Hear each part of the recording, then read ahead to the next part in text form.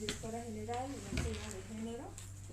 Y bueno, estamos trabajando como ustedes ya saben, en la modificación de la ley 348.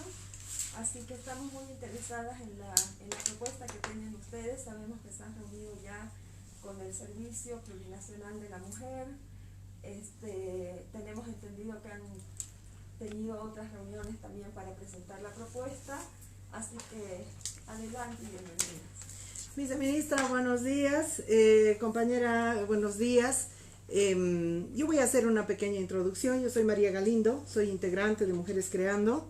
Lo primero que quiero decirle es que me alegra mucho que su cargo no esté siendo ocupado por Sonia Brito, por Canela Crespo o por alguna otra mujer prepotente del movimiento al socialismo, del anterior esquema, que nos han tirado con la puerta en la cara, que nos han hecho reprimir con la policía, que nos han plagiado la propuesta de despatriarcalización de la que yo soy autora, que nos han tratado con homofobia, con racismo, con clasismo y con prepotencia.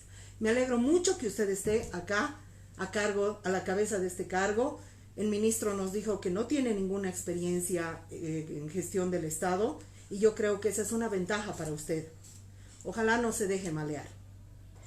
Le informo acá a su técnica que la reforma de la ley 348 es una iniciativa de Mujeres Creando y no del ministerio y no del gobierno. Nosotras nos hemos reunido con el ministro Lima, nosotras le hemos exigido previo al 25 de noviembre la reforma de la ley 348 y de esa manera ha entrado la reforma de la ley 348 en la agenda del gobierno. Es al revés. Y la honestidad política es fundamental. Fundamental. Las reformas que le vamos a presentar, viceministra, en el anterior gobierno han sido presentadas a Gabriela Montaño, que ha escuchado como oír llover, a una tal Silva, que no me acuerdo qué se llamaba, que mientras nos escuchaba chateaba con quién diablos chatearía, y que nunca nos han querido escuchar. El 2013 se ha aprobado la ley 348. Sin embargo, ya teníamos estas propuestas antes de que se apruebe, porque se ha aprobado con errores, hermana. Nosotras no estamos trayendo una queja. Nosotras atendemos 2,000 mujeres al año en La Paz. Y en Santa Cruz, 2,000 mujeres al año. El primer caso de transfeminicidio que se ha juzgado como feminicidio lo hemos hecho nosotras en Santa Cruz. Y nuestra compañera Arleti Tordoya está a la cabeza del caso de acusación de los violadores de la manada. Entonces no estamos viniendo desde un escritorio, no somos una ONG, hermana. Tampoco somos Bartolinas que le vamos a sobar al Evo sus casos de estupro. Nosotras somos feministas anarquistas y somos un movimiento social. Y lo que le estamos trayendo es una propuesta elaborada. Yo le pido, por favor, que nos escuche con respeto. Usted va a recibir una copia. Que no nos plagie, que nos cite. Usted tiene formación académica. En la universidad es obligatorio que cuando uno cita la idea de un tercero, nombre al tercero por honestidad intelectual.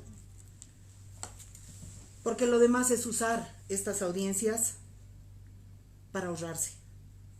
Nosotras sabemos que hay mucho dinero de la cooperación internacional, que nos lo ha comentado el ministro Lima, para la reforma. No estamos viniendo a disputarle plata, a pedir plata como hacen las ONGs. No estamos pidiendo a pedirle cargo. Le estamos viniendo a pedir conciencia con las mujeres. Nosotras atendemos área urbana y área rural. Y esta mujer que está aquí a su derecha va a hacer historia, porque va a ser la primera abogada, penalista, aymarista. No es que no conocemos la situación. Sabemos que es muy grave, por eso estamos viniendo. Acá están las compañeras que van a tomar la palabra y exponerle la propuesta. Y de este lado están compañeras, algunas que son oyentes, porque tienen que aprender a conocer una mesa de negociación con gobierno, que no es para achicarse, y algunas son compañeras profesionales porque hacemos un equipo multidisciplinario.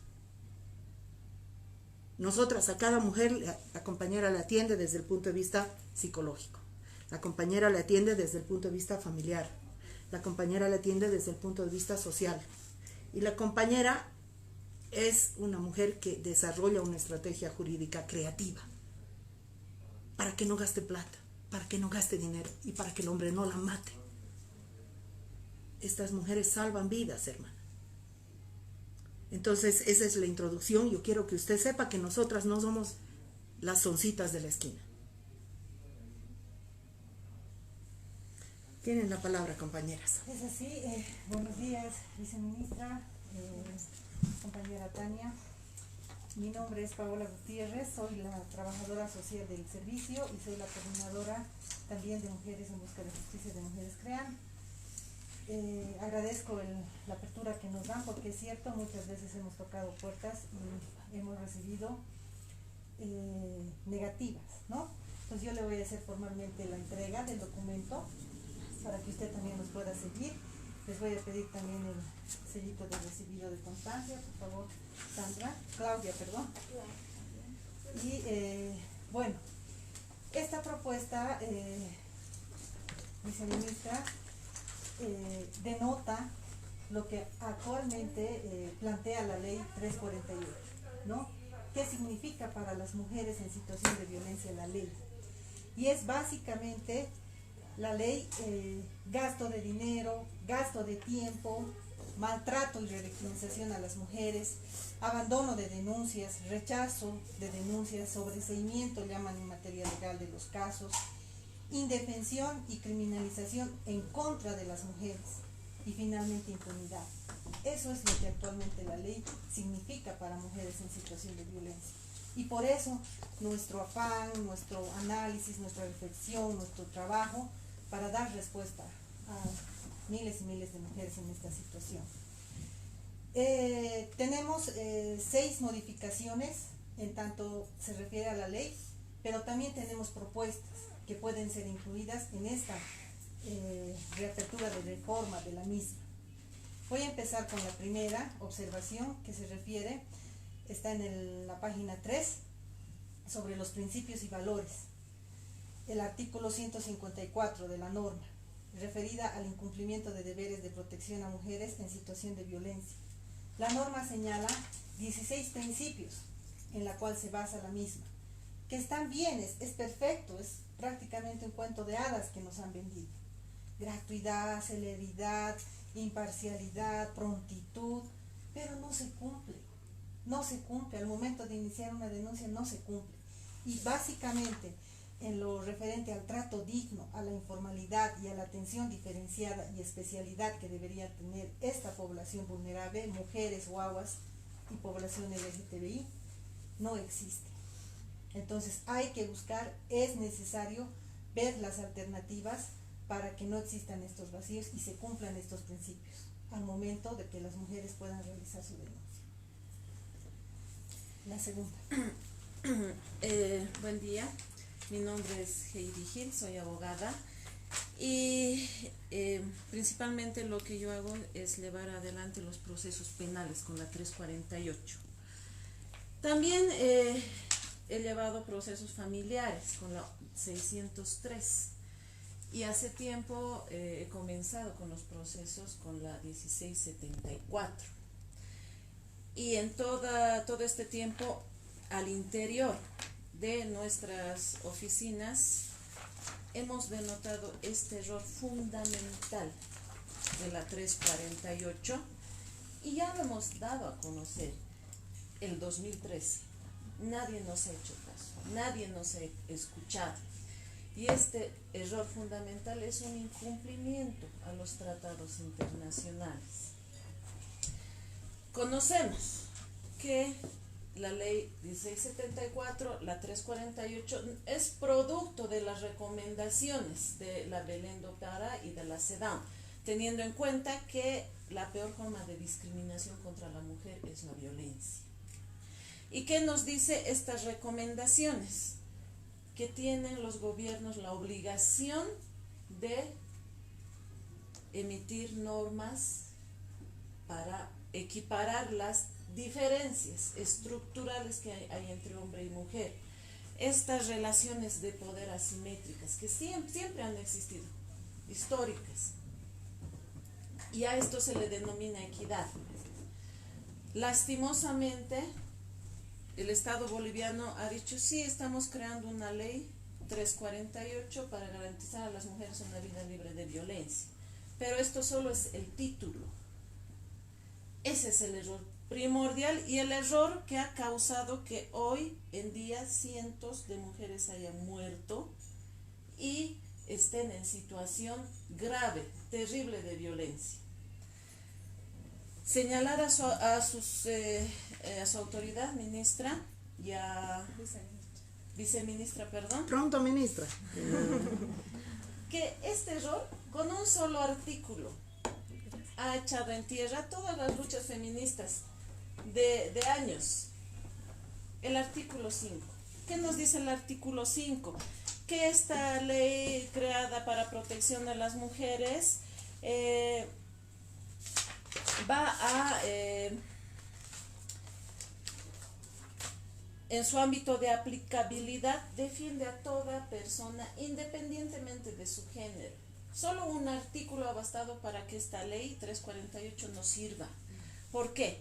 Porque independientemente de su género, ha sido creada para proteger a la población también LGTBI, pero no a hombres.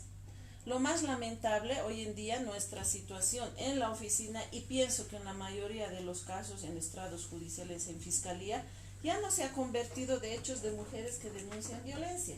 Ahora, personalmente, estamos en la oficina defendiendo a mujeres denunciadas por violencia con su propia ley.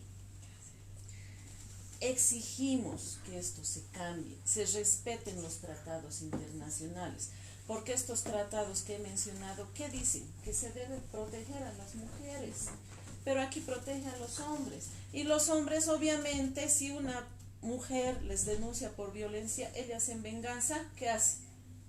Ellos en venganza las denuncian. Y no con uno hecho, 2, 3, las acorralan. Es triste como ahora las mismas mujeres son agresoras, son acusadas, son imputadas con su propia ley que debía defenderles. Este error ha pretendido ser subsanado con el Decreto Supremo 2145, el artículo 2 que dice la aplicación. Este es el decreto reglamentario, el reglamento de la 348, y ha dicho sí, solo para mujeres, hijas e hijos. Luego la 1173, porque esta misma recomendación la hemos hecho antes de la promulgación de la 1173, y en su artículo 389, en su aplicación, también dice solo para mujeres, niñas, niños y adolescentes, pero como la 348 es antes, es ley especial, tiene en su utilización, en su aplicación, está antes que el decreto supremo, siguen los hombres utilizando la misma ley en contra de las mujeres. Así que creemos conveniente, es más, creemos imprescindible, necesario, que de una vez este error, este incumplimiento a tratados internacionales cese. Que se cambie el artículo 5 y diga que en su ámbito de aplicación, sujeto pasivo, sujeto de derecho van a ser mujeres, niños, niñas y adolescentes, y población LGTBI, no los hombres, y que sea así, taxativo, que no dé campo a cualquier interpretación, sino que diga, que lo señale, no hombres, porque los hombres, y no es discriminación, los hombres tienen otra ley, tienen el Código Penal entero para defenderse. Las mujeres solamente tienen la 348. Bueno, en cuanto a la tercera modificación, que forma parte de la ley, se refiere al artículo 7. Esta señala 17 tipos de violencia, ¿no? Como tipos de violencia contra las mujeres: violencia física, psicológica, sexual, violencia patrimonial, acoso sexual, violencia laboral, etc. Está bien, porque evidentemente los tipos y formas de violencia contra las mujeres son varios, ¿no? Pero lo malo es que de estos 17 tipos de violencia, solo 5 son punibles, tienen sanción, pueden seguir un procedimiento penal. Y los otros restantes quedan al aire. Es un saludo a la bandera. Las mujeres que viven situación de violencia simbólica, acoso sexual, violencia patrimonial, por ejemplo, quedan totalmente desprotegidas. Asimismo, consideramos importante en este mismo artículo incluir otro tipo de violencia que comúnmente hemos visto porque somos profesionales, activistas, feministas de a pie, que trabajamos día a día con mujeres que viven situación de violencia. Entonces, a la fecha se está viviendo una violencia que afecta directamente a la libertad íntima sexual de las compañeras. Generalmente esto se da en adolescentes jóvenes que están empezando un noviazgo, una relación de pareja, y las chantajean, las amedrentan, las amenazan, utilizan información íntima, privada, para ejercicio de violencia en contra de ellas. Planteamos esta inclusión como tipo de violencia, la denominamos nosotras violencia contra la intimidad sexual, inclusive nos atrevemos a conceptualizarla. Es toda acción que incluye amenaza, hostigación, insulto, publicación y vulneración de la información íntima privada como medio de presión, chantaje o venganza a través de la difusión de contenido sexual sin consentimiento de la víctima, como textos, fotos, videos, datos personales difundidos a través del internet, redes sociales o cualquier otro medio de comunicación digital. Creemos y consideramos que es importante porque al momento de iniciar una denuncia, basándonos en este tipo de violencia, actualmente el Ministerio Público nos rechaza los casos y lo manda y lo deriva a casos de pornografía, por ejemplo. Pero no se trata en el fondo de un hecho de pornografía, es violencia y eso hay que saber identificar. Por eso consideramos urgente la inclusión de este tipo de violencia y que además todos los tipos de violencia, porque en el artículo señala claramente 17 tipos de violencia y cualquier otro tipo que se podría presentar, ¿no? Pero que sean punibles, tengan sanción y puedan seguir el procedimiento encontrando el resultado. Si no, vamos a caer en lo mismo que no sirve. Y acotando también en esta parte, señalar que la 348 solamente y las fiscalías de violencia y juzgados de violencia solo aceptan violencia familiar. ¿Y qué pasa con aquellas mujeres que sufren violencia, digamos, de parte del vecino, del inquilino, del dueño de casa? No pueden ampararse en la 348 a pesar de que es violencia. Por eso también en esta parte nuestra propuesta es que, como dice ley integral, todas las violencias se reúnan contra las mujeres, no solamente en el hogar. Es decir, que sea familiar y en el ámbito público. Todas las violencias en contra de las mujeres. Ya existe una ley de violencia política, ¿no? Y no vamos a hacer para cada violencia una ley. Por eso tendría que ser integral esta ley y defender a las mujeres de todos los tipos de violencia. En cuanto a las casas de acogida, el artículo 325 es una propuesta que ha nacido de la experiencia que hemos tenido con los casos atendidos. ¿Qué pasa cuando una mujer víctima de violencia escapa de su casa? Está bien. Creemos conveniente que exista una casa de un refugio, una casa de acogida. Puede ser para ese primer instante, porque muchas veces de noche tienen que escapar con sus guaguas, sin zapatos siquiera. Está bien para esos días, pero la ley tiene que ser clara. La mujer no puede salir, la mujer en situación de violencia, no puede salir de su casa, dejar todo al agresor y ella ser la recluida. Tomando en cuenta además que en estas casas de acogida y en el artículo 25 dice, van a estar con evaluación permanente las mujeres. O sea, ellas son las agresoras las que necesitan ser evaluadas, es nuestra pregunta. Consideramos que es imprescindible que existan albergues para hombres agresores, es nuestra propuesta. Puede haber casas de acogida para la que escapa en el momento, pero la 348 tiene que ordenar la inmediata restitución de la víctima a su domicilio y que sea el agresor el que salga. Y muchas veces, y tenemos casos que dicen, no tengo dónde ir, por eso no me voy a ir de la casa. Para eso va a ser los albergues de hombres. Y además nos va a servir ¿para qué? Y esta es nuestra propuesta.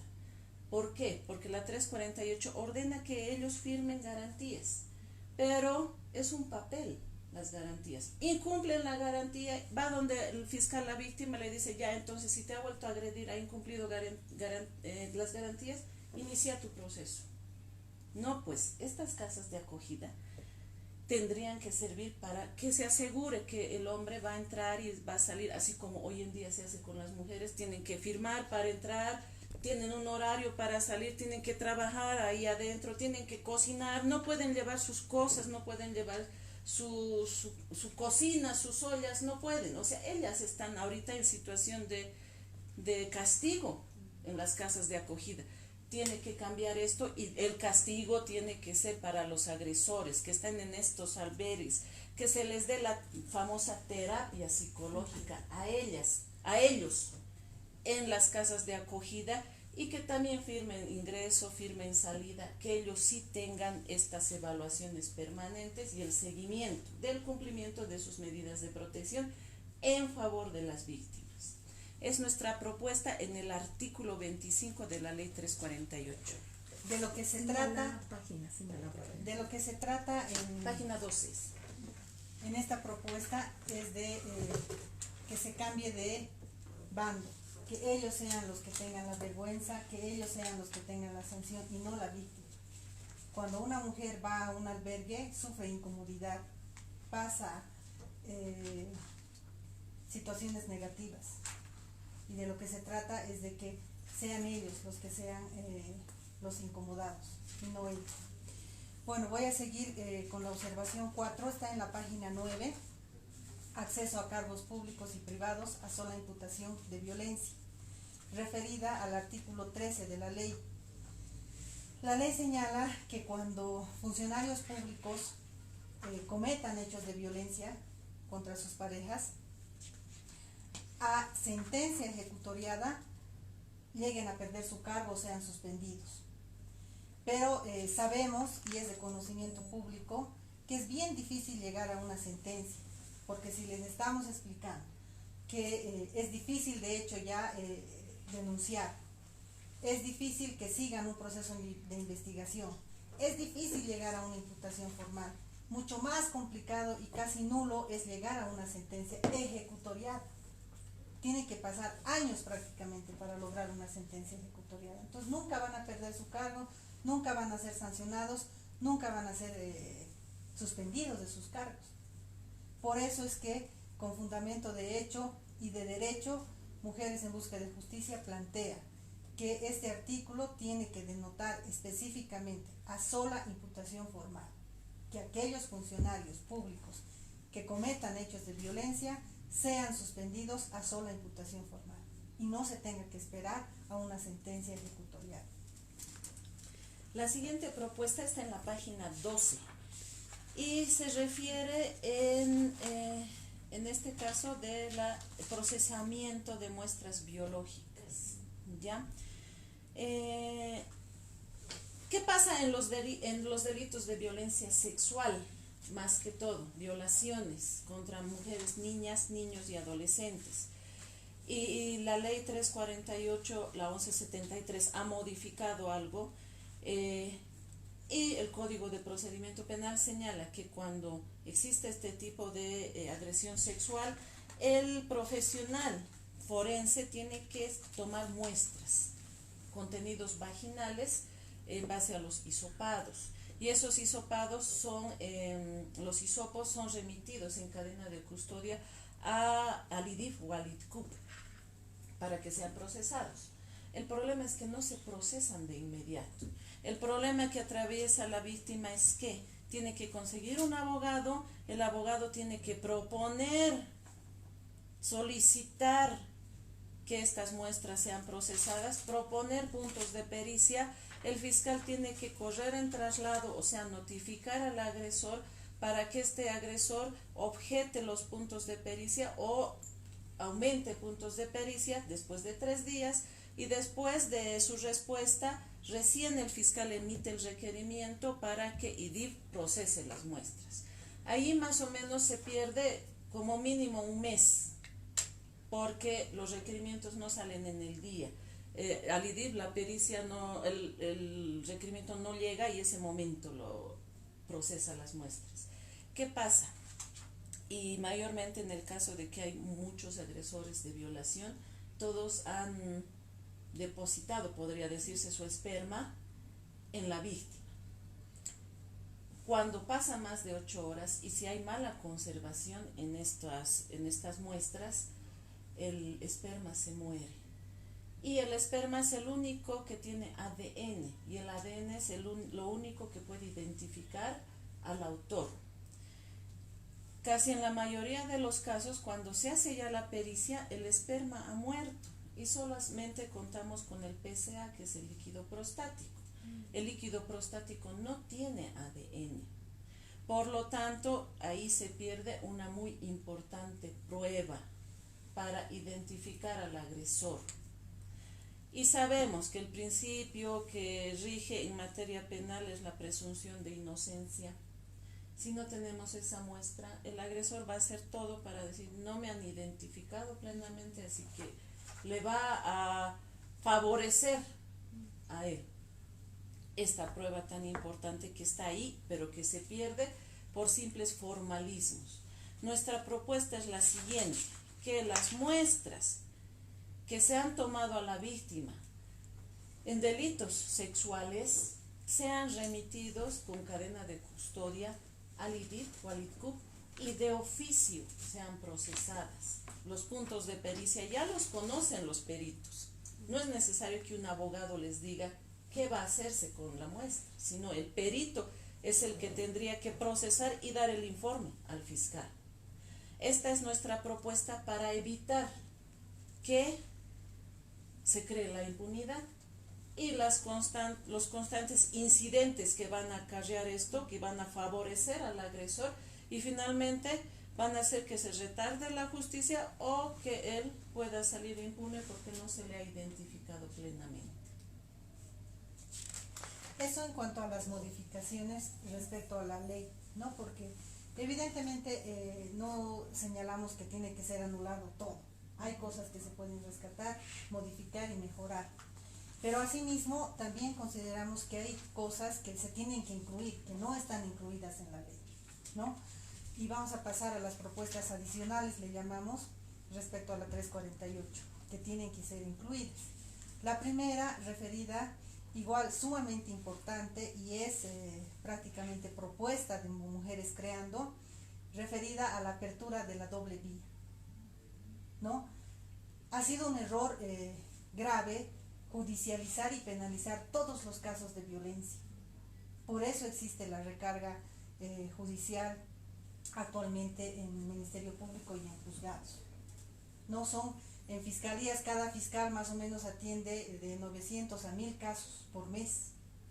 Entonces nunca va a tener la capacidad para dar respuesta, hacer seguimiento, investigación y hacer el trabajo que corresponde, obviamente, ¿no? Y en el área rural esto es más grave aún todavía. Reitero, ha sido un grave error judicializar y penalizar todos los casos de violencia y además obligar a las mujeres en situación de violencia a seguir solo una alternativa. Sabemos que la 348 cumple los tratados internacionales, sigue los lineamientos y está bien, saludamos esa situación, pero es necesario que las mujeres tengan el derecho a decidir qué vía siguen.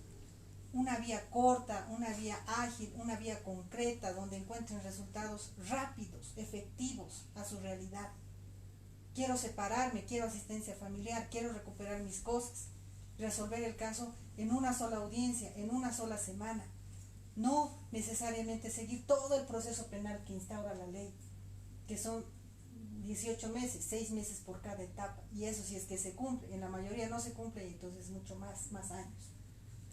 Ahora, evidentemente, en los casos penales directos, necesarios, feminicidio, abuso sexual, violaciones, etcétera, sí es necesario seguir esta vía, está bien, pero en situaciones de violencia leves o donde la mujer decida no quiero yo este proceso largo, costoso, moroso, tiene el derecho de decidir quiero algo rápido, concreto, directo, lo que más o menos parecía la 1674, que ya lo ha señalado mi compañera Heidi.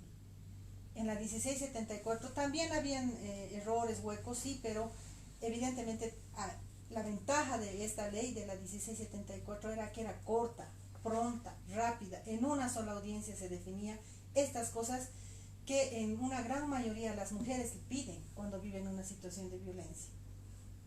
Entonces consideramos que hay que rescatar esto y plantearla como la alternativa de doble vía, una vía rápida, corta, que puede ser una vía familiar, y mantener esta propuesta penal que contempla la 348. Muchas organizaciones e instancias nos han dicho es retroceder, porque ya hemos logrado penalizar los hechos de violencia con la 348, pero tomando en cuenta la realidad del contexto, nuestro entorno de Bolivia, de mujeres en situación de violencia, muchas mujeres no pueden sostener un proceso penal.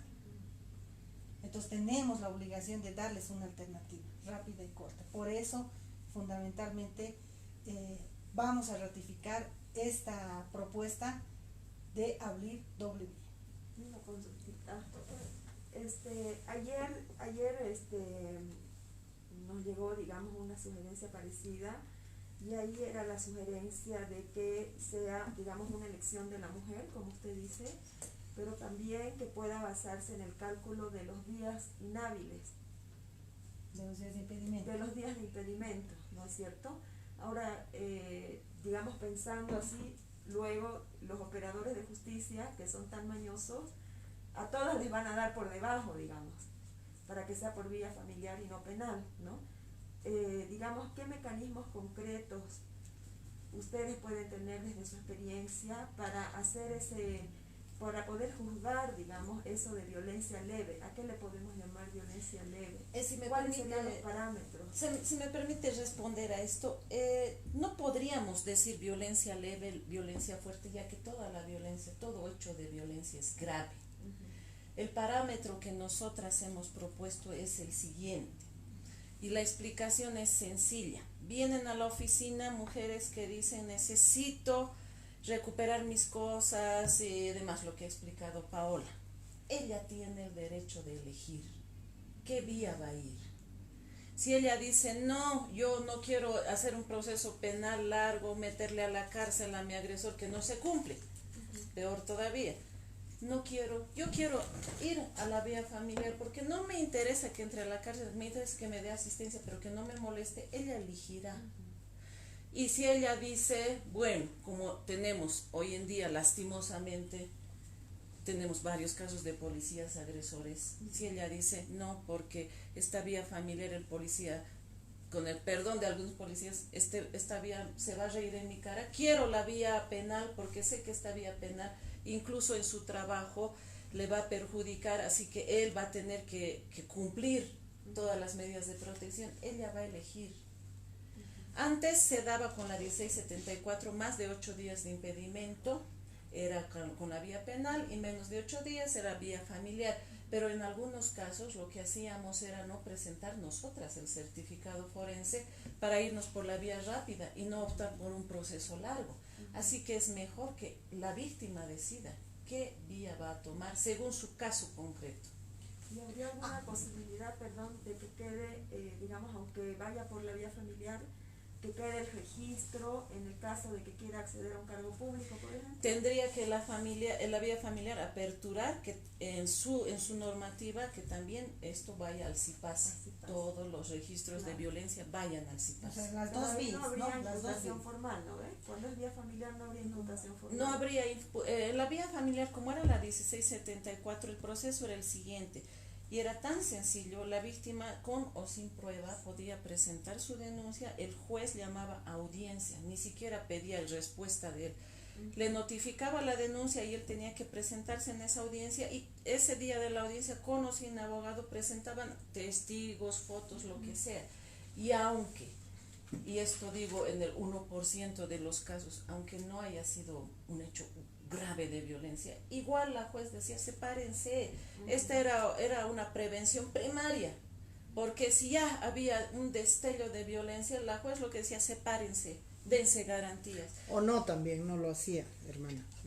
Utilizaba un brazo moral patriarcal. Había también varias observaciones que hemos tenido, pero se podía hacer en un solo momento.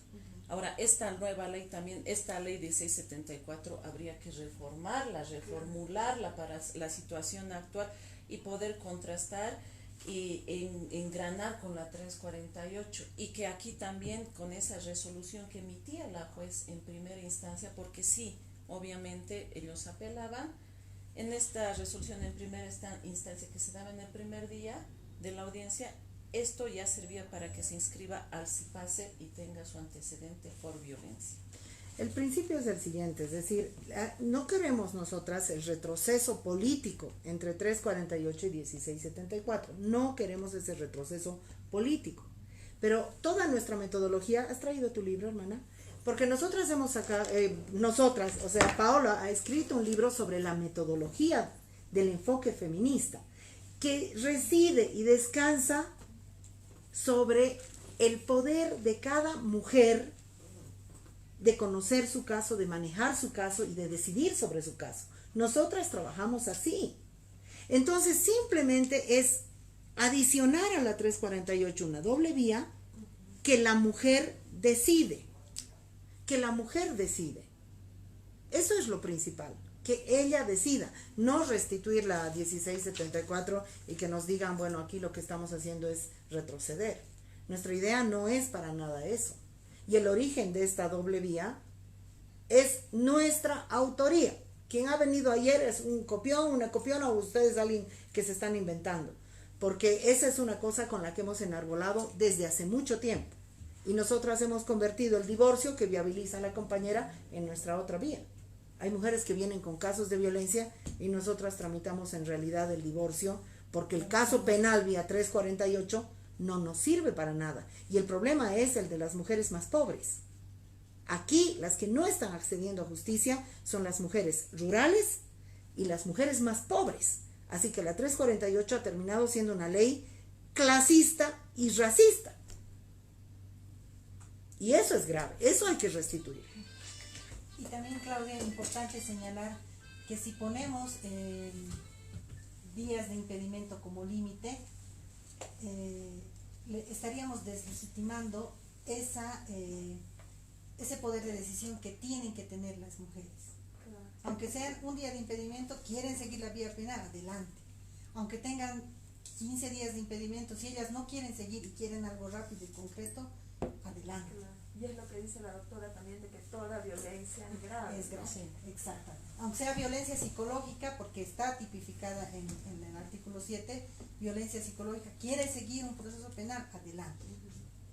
¿No? Ahora, respecto a los baremos que establecen el IDIF, también hemos hecho una propuesta que ya la 1173 la ha modificado, pero también que hay que hacer seguimiento y control, porque los médicos forenses al libre albedrío prácticamente denotan días de impedimento, y claramente ahí observamos nosotros una gran diferencia. Cuando la mujer va a denunciar con el ojo morado, con hematomas verdes, moretes graves, le dan 4 días de impedimento, y cuando el hombre va porque sabe también que puede acceder a la ley 348 y tiene un rasguño, le dan 7 días. Entonces ahí, ¿cuál es el criterio de evaluación? También lo hemos mencionado, lo ha tratado de modificar la 1173, pero solo en teoría. Hay que también llegar a la práctica para hacer el control y seguimiento al respecto. La otra propuesta, y esta propuesta va encaminada a la recomendación realizada al Estado boliviano por el MESEC en cuanto a la legítima defensa, reformular la legítima defensa en hechos de violencia, cuando una mujer, para salvar su vida, ve como única opción en él atacar a su agresor, y en la mayoría de las veces este agresor muere.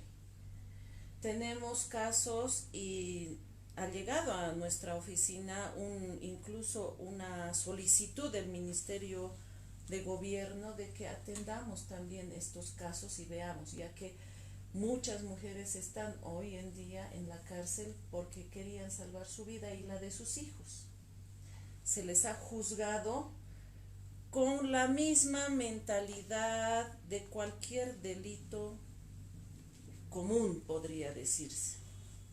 Pero el MESECBI ha recomendado a Bolivia que para juzgar estos delitos de legítima defensa se aplique pues la perspectiva de género. Y en este entendido decimos que esta perspectiva de género debe ser aplicada tomando en cuenta estas desigualdades históricas de poder entre hombre y mujer. No es lo mismo que una mujer estando en una situación de violencia, no un día concreto, no un día determinado, sino el último día de toda esa escalada, de toda esa relación de violencia cíclica, el último día ya se vea sin ninguna salida y sepa que ese día va a morir. No es lo mismo juzgar a una persona que ha sido víctima de un robo y para defenderse alza una pistola y mata a su agresor. No es lo mismo.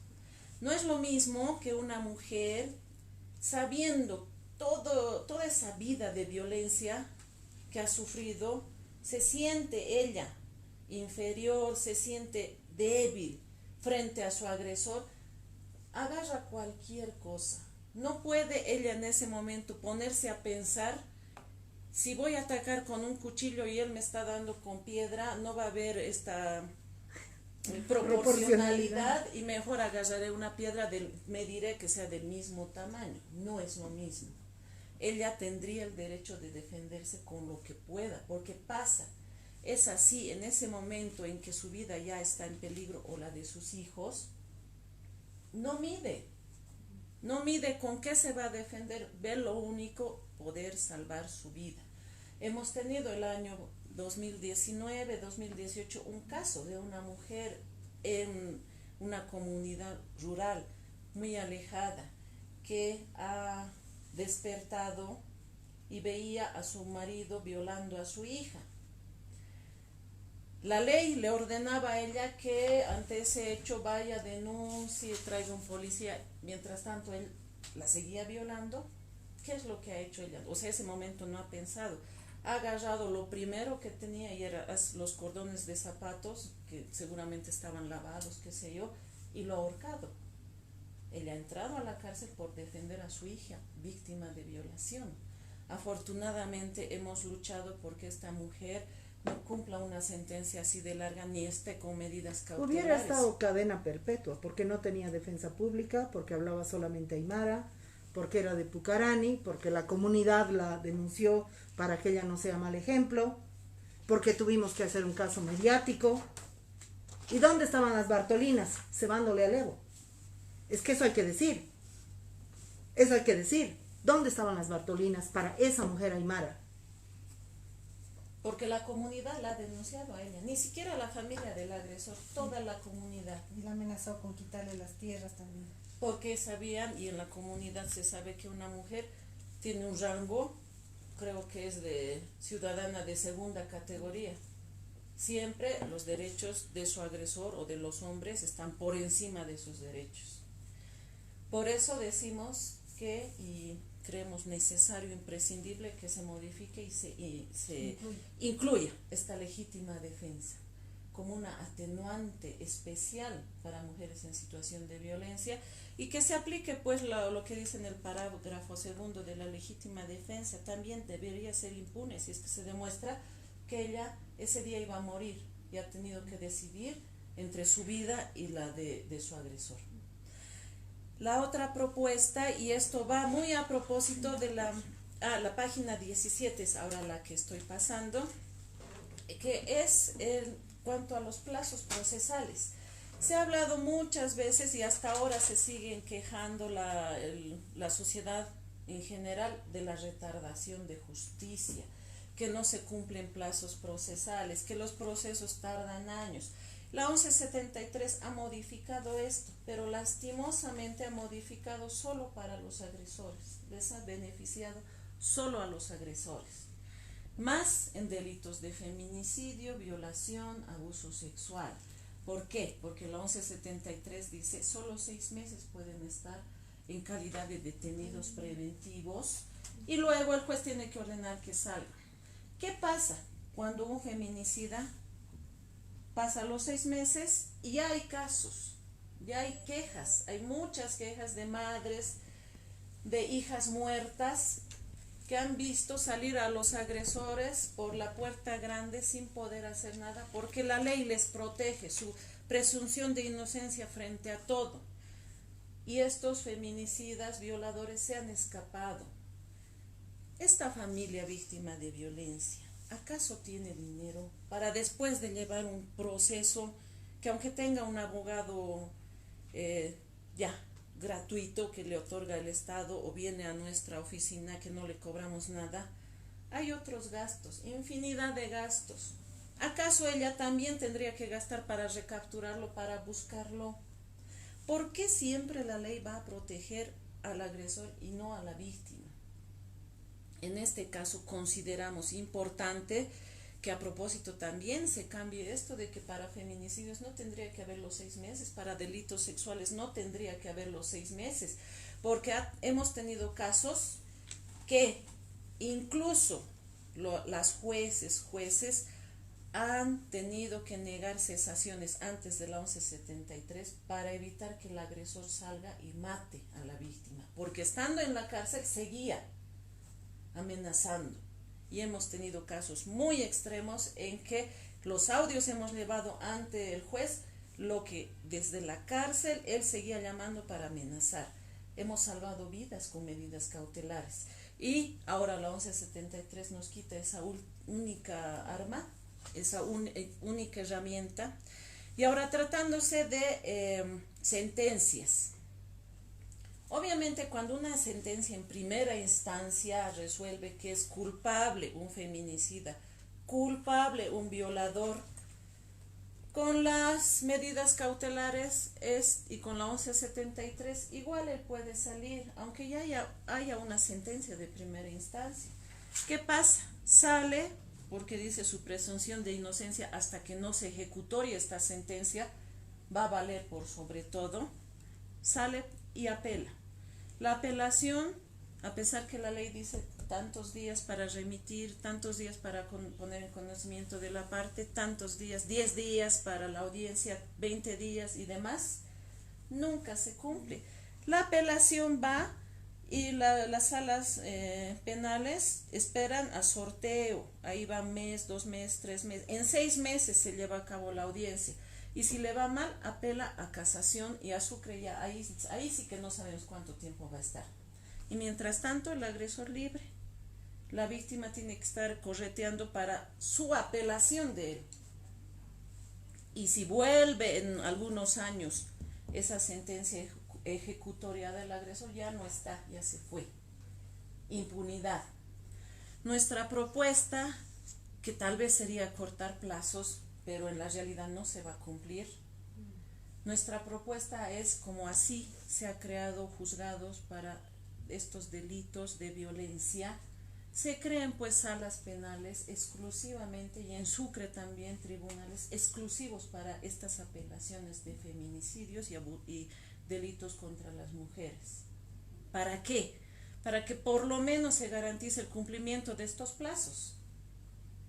3 días, 10 días, 20 días, tal vez en un mes con estas salas especiales, porque en Sucre ya hay una sala especial que resuelve casos y apelaciones de delitos contra las mujeres. Estas salas especiales resuelvan las violencias y feminicidios en los plazos establecidos. Esa es nuestra propuesta para esta nueva ley 348. Es importante entender estas propuestas, compañeras, porque es bien claro. Les reitero nuevamente, la impunidad reproduce impunidad y la justicia reproduce justicia. Entonces, si vamos a encontrar para mujeres en situación de feminicidio, abuso sexual y violaciones justicia, eso se va a reproducir y es importante tomarlo en cuenta. Otra de las propuestas adicionales que tenemos es la creación de un servicio multidisciplinario. Se refiere a la propuesta 4 en la página 19. Se ha dado con la 348 mucha competencia a la policía, uno de los aparatos más represores, uno de los aparatos más corruptos además, a nivel de toda instancia, y en los hechos de violencia contra las mujeres es prácticamente someterlas a una situación de revictimización constante.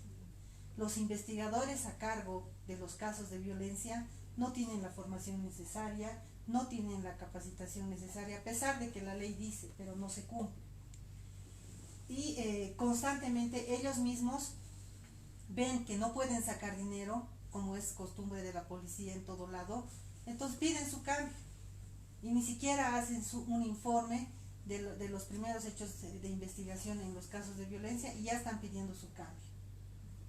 El cambiar de investigador en un hecho de violencia a una mujer, además de los términos que tiene en las etapas que se sigue con la 348, tiene que esperar otros 3 meses, 5 meses, a veces 6 meses más hasta que le designen un nuevo investigador. Entonces, por eso consideramos que es necesario esta creación de este servicio para las mujeres en situación de violencia y que sean llamados profesionales, mujeres, varones, no necesariamente con formación policial, sino que sea algo civil en casos de violencia familiar y extrafamiliar en situación de violencia contra las mujeres. Sí. Ahora, en los casos evidentemente ya penales, netamente penales, feminicidios, abusos sexuales, violaciones, sí, es necesario que haya evidentemente la intervención de la FELCB, pero que sea realmente, que se certifique, que sean profesionales calificados, con enfoque de género, porque si no, igual vamos a recaer en lo mismo que está tropezando actualmente la ley 348. Para esta conformación de este servicio es necesario el llamado a profesionales en el área social o afines a la misma, que estamos convencidas de que pueden tener mejores resultados que lo que ahora hace la FELCB, porque no se olviden que la FELCB es un poco más que el botín más relegado dentro del aparato de la policía. Los policías castigados, los sancionados, los que han cometido algo, son destinados aquí a la FELCB, porque los que tienen muñeca, poder y demás se van a otros servicios, a otros sectores, donde obviamente sacan más dinero. La idea de esta propuesta es retomar el antecedente que ha sucedido con el CEGIP.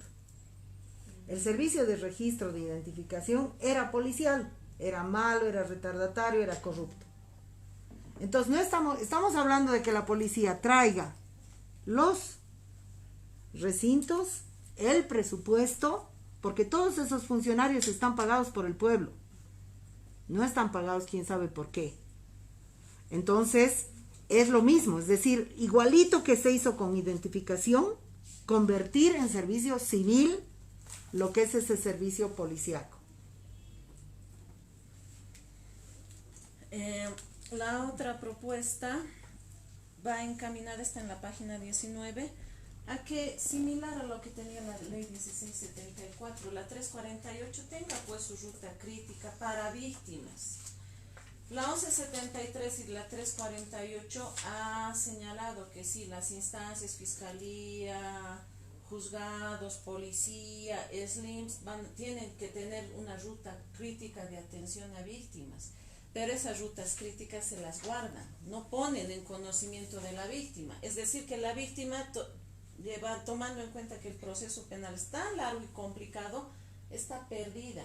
Y si no tiene un protocolo que le diga en la misma ley, esto tarda, luego de la imputación viene esto, porque algunas señoras cuando llega a la audiencia de medidas cautelares piensan ya, qué bien, hoy día se resuelve. No es así. Yo les tengo que explicar, no es el final, es el comienzo, recién tenemos 6 meses más. Es importante que la 348 tenga su ruta crítica dirigida a víctimas, no a protocolos de atención institucional. Ellos ya los tienen. La víctima necesita su ruta crítica. La otra propuesta, y esta también ha sido una crítica que hemos hecho conocer con la 348, en la 1173 se ha querido modificar un poco, pero en la práctica es de imposible cumplimiento. En la página 20 se refiere a la homologación de medidas de protección, tratándose de la asistencia familiar.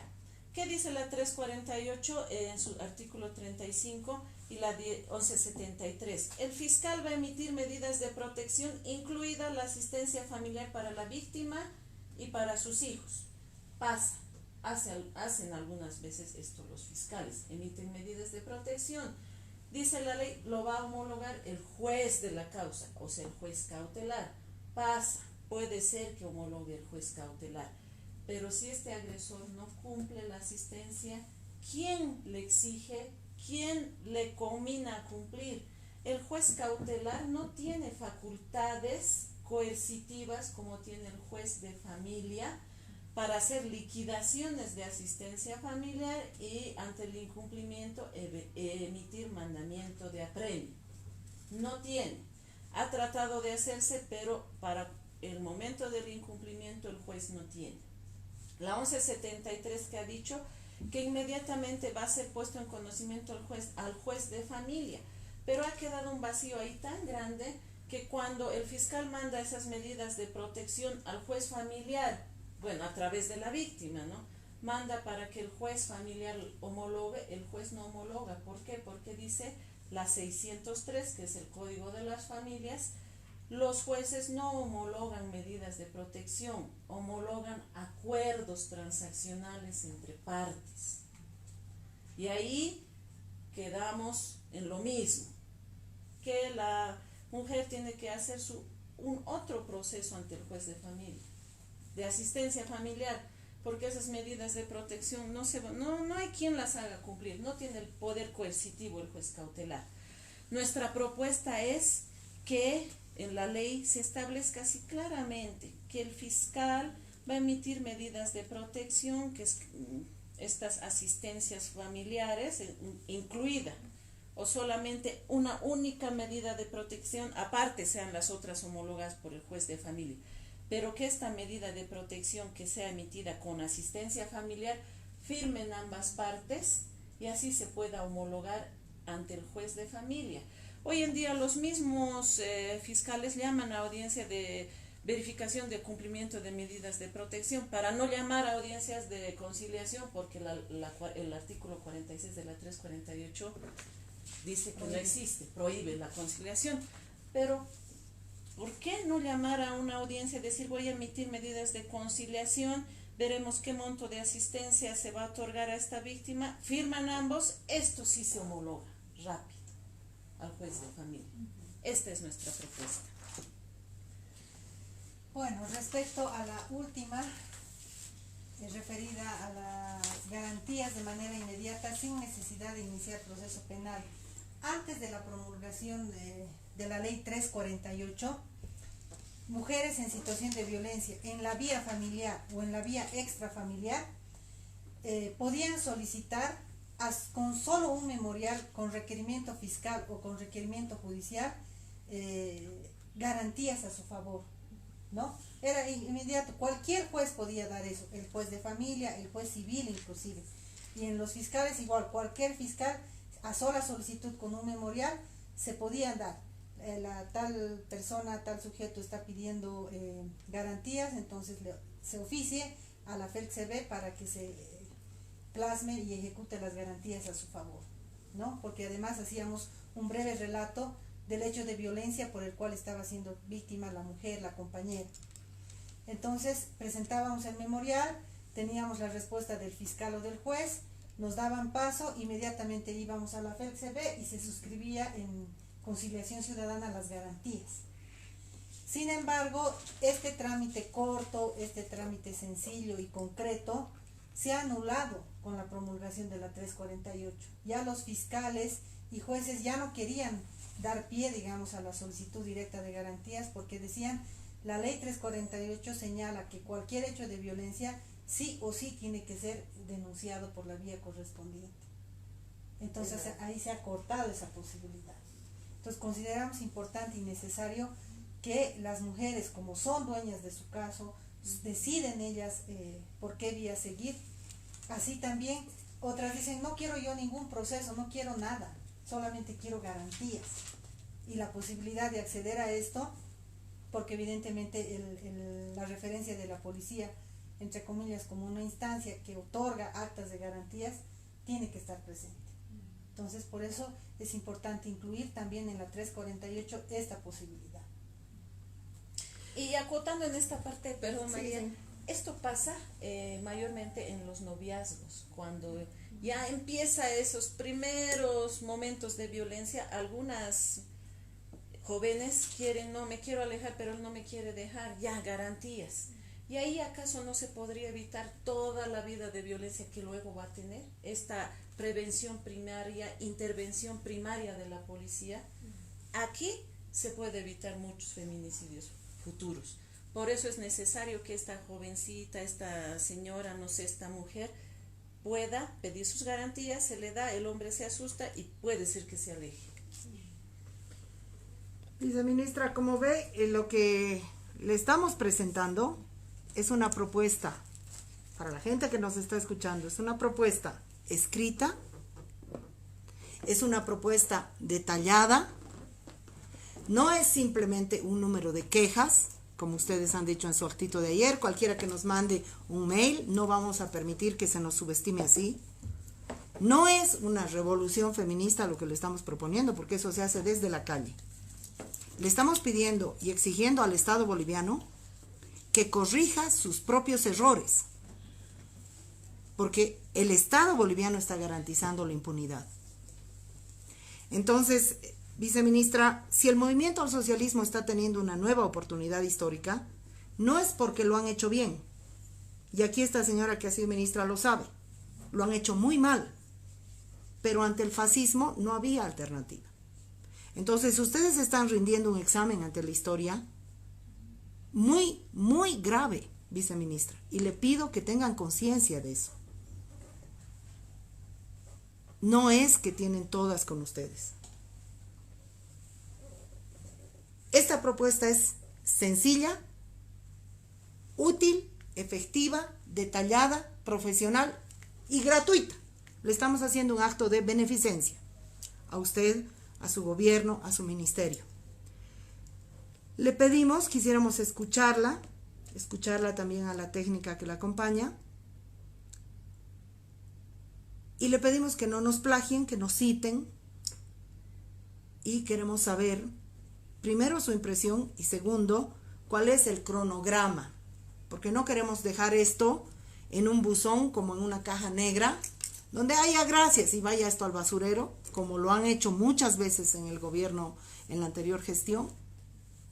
Queremos saber dónde va a ir nuestra propuesta, quiénes van a evaluar, cuáles son los siguientes pasos, o si en realidad hemos dejado de atender. Usted pase por nuestra oficina. Todas las mañanas hay colas. Ese es el verdadero Ministerio de la Justicia para las Mujeres, la Casa de Mujeres Creando. Entonces, díganos si hemos perdido nuestro tiempo o si no hemos perdido nuestro tiempo. Por favor, tiene la palabra, compañera. Bueno, realmente me parece una propuesta sumamente interesante porque viene de la práctica, de la experiencia. Yo pienso que se sabe mucho del trabajo en la realidad de mujeres en busca de justicia y de mujeres creando para defender los derechos de las mujeres en situación de violencia. Valoramos mucho la entrega de la propuesta, valoramos mucho el contenido de la propuesta. Como ustedes saben, el cronograma que tenemos es que hasta mediados de febrero el Ministerio de Justicia debe tener una propuesta de ley para entregar a la Asamblea Legislativa, una propuesta de ley modificatoria de la 348, y lo que se ha fijado es un plazo hasta el 15 de enero para recoger propuestas de la sociedad civil. Entonces tenemos hasta esa fecha para recoger propuestas y luego lo que va a haber es un proceso de sistematización y de elaboración de la propuesta de ley modificatoria. Por supuesto que todos los puntos que nos han hecho conocer ahora van a ser tomados en cuenta y agradecemos la preocupación que han tenido ustedes para reunirse con la viceministra, para reunirse con el Viceministerio de Igualdad de Oportunidades y vamos a tomar muy en cuenta las propuestas que han hecho. Bueno, de igual manera quiero agradecer y yo creo que no hemos perdido el tiempo ni ustedes ni yo, nos estamos nutriendo de muchos conocimientos. Muchas veces las leyes se realizan con esa percepción de cambiar muchas cosas, sin embargo al pasar del tiempo no siempre tienen efectividad, la población es dinámica y también nos permite aprender de esos vacíos, de esas contradicciones o esas dificultades que ustedes la han vivido en carne propia y acompañando a muchas mujeres. Nos nutre a nosotros, nos nutre de manera muy amplia. Sin embargo, nosotros hemos abierto este proceso de que la sociedad civil esté en universidades, instituciones, como lo es también su organización de Mujeres Creando. Estamos abiertas a recibirles nosotros todas las propuestas que tienen. Como lo dijo la directora, también eso se va a sistematizar. Lamentablemente tenemos un corto tiempo de 60 días que nos ha emitido el Decreto Supremo para tener un anteproyecto. Y por supuesto también están todas invitadas a debatir este proceso. Nosotros no queremos que esta ley salga de un escritorio, sino nos estamos nutriendo de diferentes ideas, de diferentes experiencias que vienen desde la sociedad civil. Y la sociedad civil no solo son ONGs, no solo son organizaciones quizás sociales, sino son todos en su conjunto. Están instituciones públicas, están movimientos sociales, están también las compañeras bartolinas, están también ustedes, ¿no?, que hacen de cerca el acompañamiento. Y creo que nosotros tenemos ese desafío y más bien esa corresponsabilidad de realizar un anteproyecto que cumpla las expectativas de la población. Entonces, yo les agradezco por su tiempo y otra vez más, mediante su difusión, que es muy amplia también, convocamos a toda la población a que vayamos identificando estos vacíos, a pesar que ya se tiene un panorama general, no solo de ahora, sino que esto ya ha ido surgiendo hace años, y por diferentes instituciones, por diferentes colectivos, así como también, si bien se ha visibilizado de manera amplia su propuesta, también otros lo harán conocer, y de la misma forma que nosotros queremos que esto sea ampliamente participativo, para no tener otros errores, ¿no? Hermana, las de ONU Mujeres vienen a pedirnos casos para tener algo que decir. Así es la verdad de las cosas. Yo le voy a pedir dos cositas. Una, que por favor, cuando